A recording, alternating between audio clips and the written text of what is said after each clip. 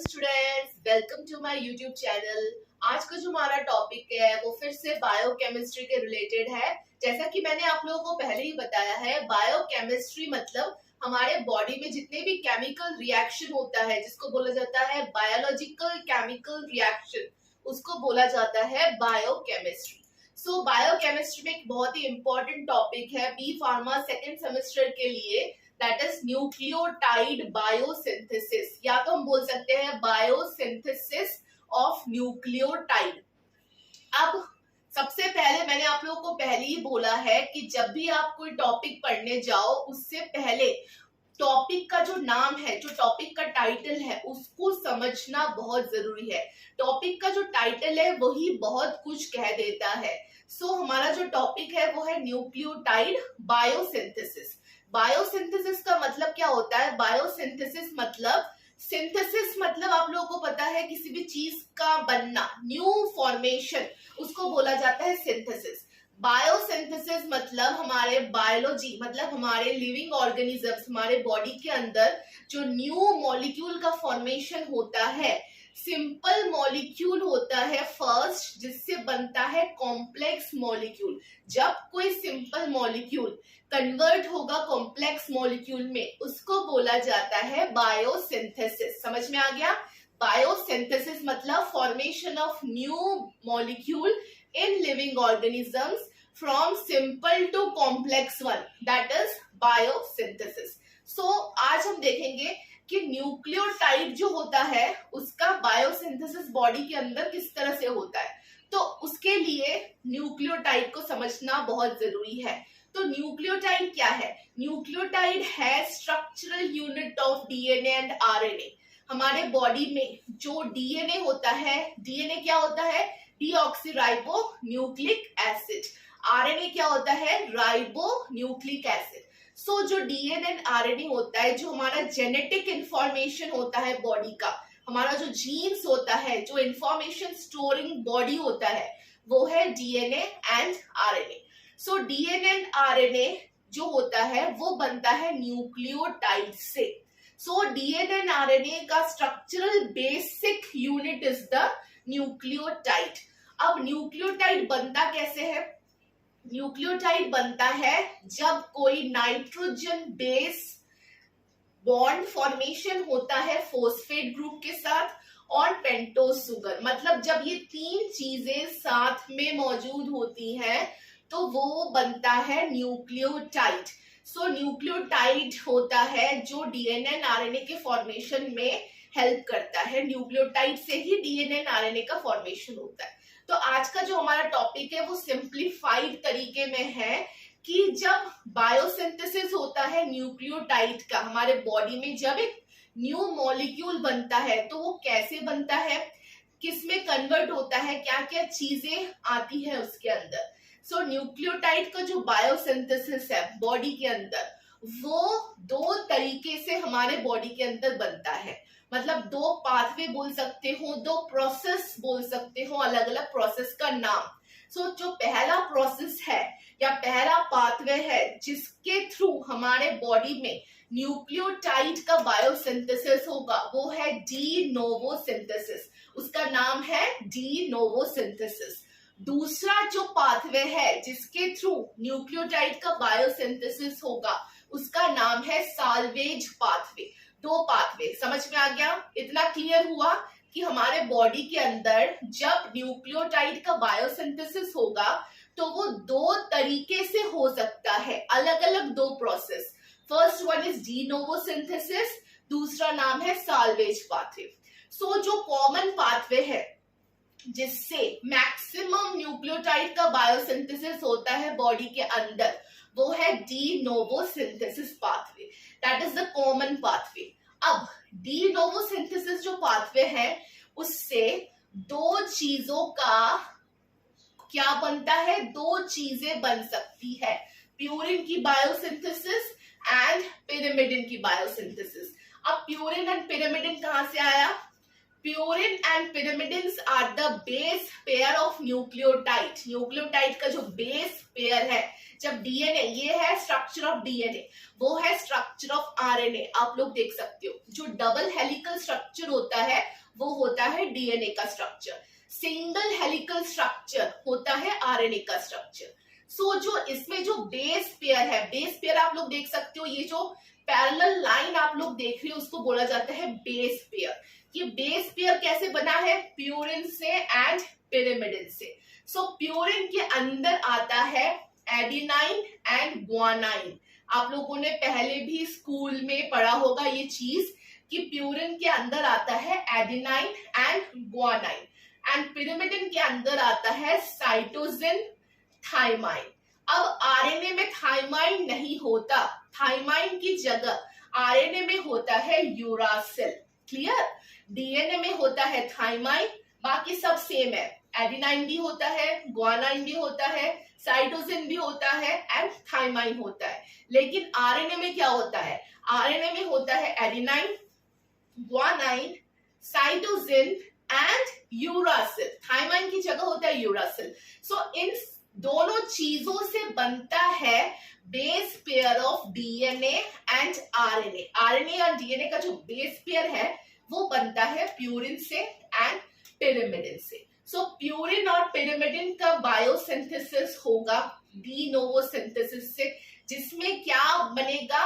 जिसमें प्यूरिन जो है एक मॉलिक्यूल है, बेस पेयर है, जो न्यूक्लियोटाइड का बेस पेयर है, जो डीएनए के अंदर होता है base pair, purine and pyrimidine।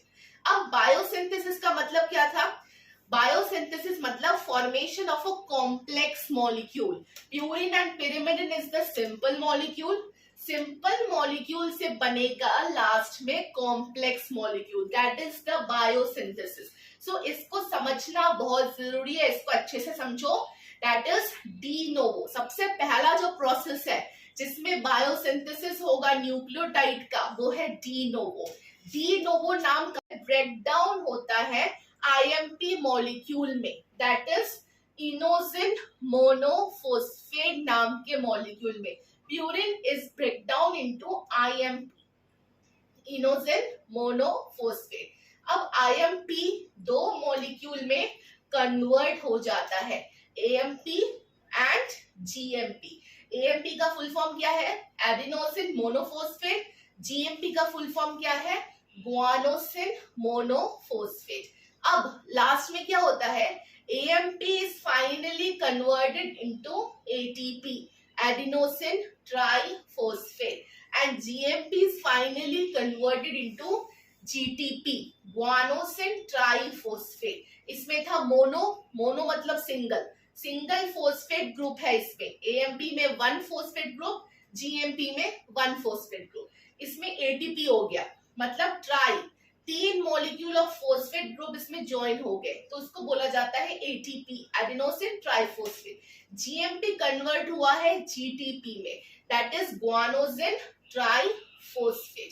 सो इस तरह से एक प्यूरिन जो कि है सिंपल न्यूक्लियोटाइड मॉलिक्यूल, वो कन्वर्ट होती है complex nucleotide molecule, that is ATP and GTP। तो इस तरह से होता है प्यूरिन का बायोसिंथेसिस।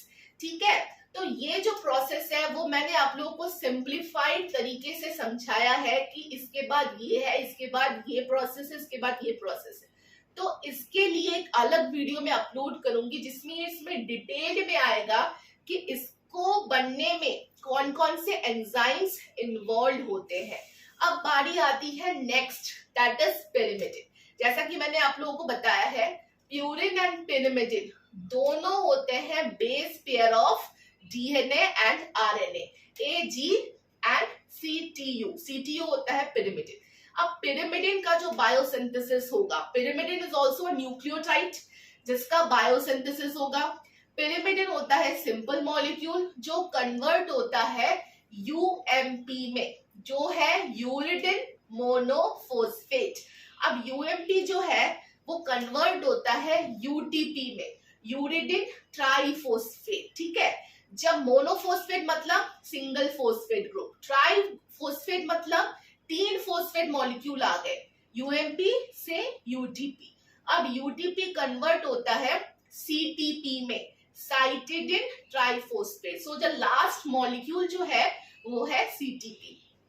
अब एक और इंटरेस्टिंग चीज, जब एक फॉस्फेट ग्रुप कन्वर्ट होता है या बनता है 3 फॉस्फेट ग्रुप में, तो उसको बोला जाता है फॉस्फोराइलेशन प्रोसेस। फॉस्फोराइलेशन मतलब एडिशन ऑफ फॉस्फेट ग्रुप, इसमें फॉस्फेट ग्रुप ऐड होते गए, so addition of phosphate group is known as phosphorylation process.